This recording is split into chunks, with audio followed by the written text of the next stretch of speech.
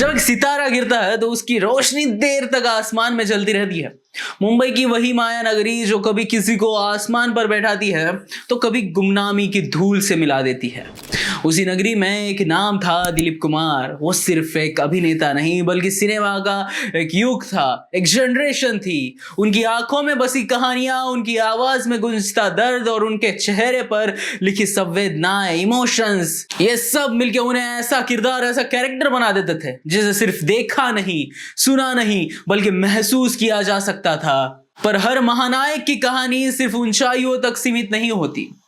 एक दौर आता है जब पर्दा गिरता है, तालियां थम जाती है और सितारा जो कभी सबसे ऊपर चमक रहा था धीरे धीरे अंधेरे में खोने लगता है।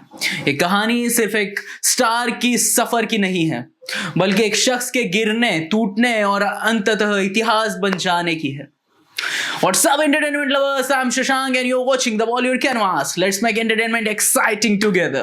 मुंबई के एक हल्की ठंड की सुबह थी जब एक दुबला पतला सा लड़का आंखों में सपने लिए बॉम्बे टॉकीज के गेट पर खड़ा था। यूसुफ खान, जो आगे चलकर हिंदी सिनेमा का सबसे बड़ा सुपरस्टार दिलीप कुमार के नाम से जाने पहचानने लगा।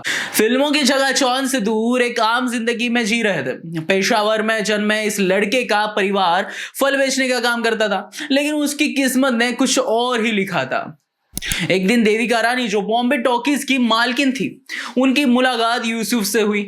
उनकी गहरी आंखों और शांत स्वभाव ने उन्हें कुछ सोचने पर मजबूर कर दिया। उन्होंने यूसुफ को नाम बदलकर दिलीप कुमार रखने की सलाह दी क्योंकि हिंदी फिल्म इंडस्ट्री में हिंदुस्तानी नाम ज्यादा चलते थे। दिलीप को पहली फिल्म ज्वार भाटा 1944 में मिली, लेकिन यह फ्लॉप रही, पर किस्मत को तो कुछ और ही मंजूर था। इसके बाद अंदाज 1949 में, फिर दाग 1952 ने फिर उन्हें रातों रात सुपरस्टार बना दिया। उनकी डायलॉग डिलीवरी, आंखों में दर्द और दिल को छू लेने वाली एक्टिंग स्किल ने उन्हें ट्रेंडिंग किंग बना दिया था। सिनेमा के पर्दे पर जब वो रोते तो दर्शकों की आंखें भी नम हो जाती थी। 1950-1960 तक दिलीप कुमार हिंदी सिनेमा के बेताज बादशाह रहे। मधुमती, नया दौर, देवदास, मुगले आजम जैसी फिल्मों ने उन्हें अमर कर दिया था, लेकिन इस चकाचौंध के बीच उनकी पर्सनल लाइफ बहुत सारी ट्रेजेडी से भरी रही। उनका नाम मधुबाला से जुड़ा, लेकिन दोनों का प्यार मुकम्मल नहीं हो सका। मधुबाला के पिता इस रिश्ते से खिलाफ थे और जब मुगले आजम में उनकी प्रेम की भूमिका निभाई तभी हकीकत में दोनों के बीच खामोशी थी। फिर उनकी जिंदगी में सायरा बानो आई। सायरा जो उनसे 22 साल छोटी थी लेकिन उनको बचपन से चाहती थी।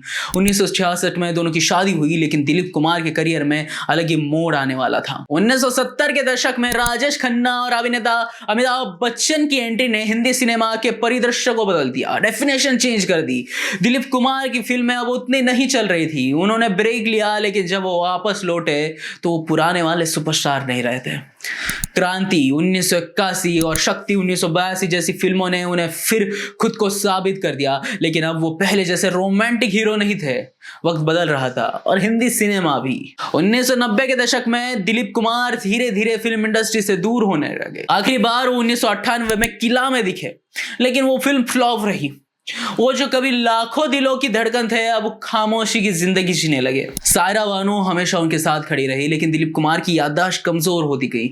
उन्हें अल्जाइमर हो गया था। जो इंसान कभी शब्दों से दिलों को छू लेता था, अब वो अपने करीबियों को भी पहचान नहीं रहा था। 7 जुलाई 2021 को मुंबई के एक अस्पताल में 98 साल की उम्र में दिलीप कुमार ने इस दुनिया को अलविदा कह दिया। पूरे देश ने उनके जाने का शोक मनाया। बॉलीवुड में ऐसा कोई नहीं था जिसने उन्हें याद न किया हो। वो इंसान जिसने रोमांस को नया आयाम दिया हो, जिसने दर्द को पर्दे पर जिया और जिसने हिंदी सिनेमा को नई ऊंचाइयों पर पहुंचाया, वो सिर्फ यादों में रह गया था, लेकिन उनकी आंखों में छिपे जज्बात हमेशा जिंदा रहेंगे। आप सब लोग दिलीप कुमार की एक्टिंग स्किल के बारे में क्या कहते हैं, हमें कमेंट बॉक्स में जरूर बताइएगा। वीडियो पसंद आया तो हमारे चैनल को लाइक, शेयर और सब्सक्राइब करना ना भूले। Thank you so much.